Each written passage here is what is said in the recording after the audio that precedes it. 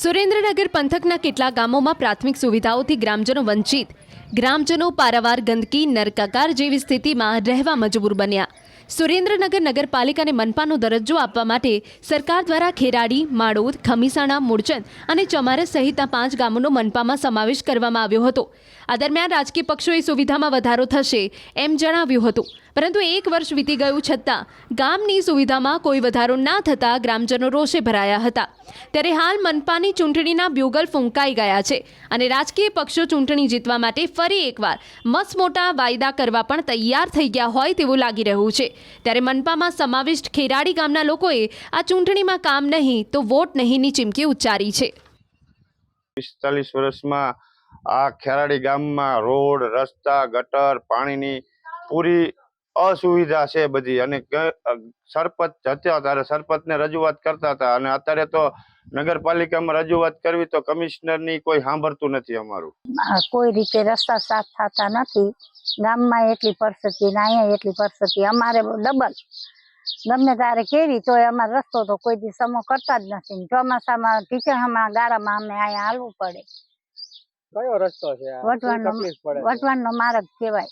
કેટલા વર્ષોથી આવી સમસ્યા? વર્ષોથી છે, લગભગ 30-40 વર્ષથી ગામ નામ છે. ખેરાડી ગામ અંદાજે 6000 થી વધુ વસ્તી ધરાવતું ગામ છે, જેનો સમાવેશ મનપાના વોર્ડ નંબર 9માં કરવામાં આવ્યો છે. ખેરાડી ગામમાં આજે પણ પાકા રસ્તા, ભૂગર્ભ ગટર, પીવાનું શુદ્ધ પાણી, સ્ટ્રીટ લાઇટ અને સફાઈ જેવી પ્રાથમિક સુવિધાઓથી ગ્રામજનો વંચિત છે.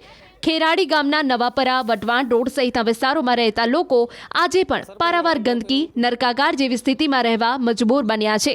ગામમાં આવેલા એકમાત્ર આરોગ્ય કેન્દ્રની હાલત એટલી હદે ખરાબ છે કે સારવાર માટે આવતા દર્દીઓ વધુ બીમાર પડી જાય તેવી સ્થિતિ છે. સ્થાનિકો દ્વારા આ મામલે અગાઉ ગ્રામ પંચાયત હતી ત્યારથી અનેકવાર રજૂઆતો કરવામાં આવી હોવા છતાં ગ્રામજનોની આ રજૂઆત તંત્રના બહેરા કાને અથડાઈને પાછી ફરતી હોય તેવું લાગે છે.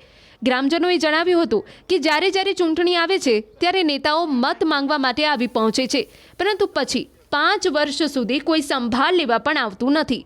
અત્યાર સુધીમાં માત્ર ને માત્ર ખોટા વાયદા અને પોકળ આશ્વાસન આપવામાં આવ્યા છે. 40-45 વર્ષ થયા.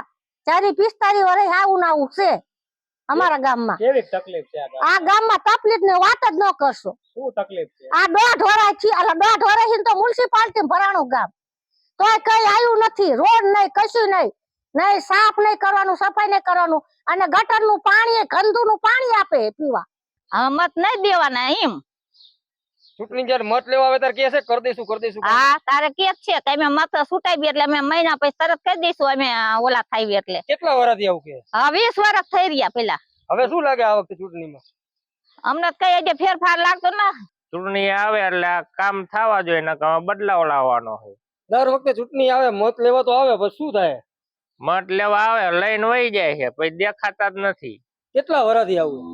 30 વર્ષથી. હવે મહાનગરપાલિકાની ચૂંટણી આવે, મહાનગરપાલિકા થયા પછી કઈ ગામમાં વધારો થયો સુવિધામાં? કઈ વધારો નથી, આવું ને આવું જ છે.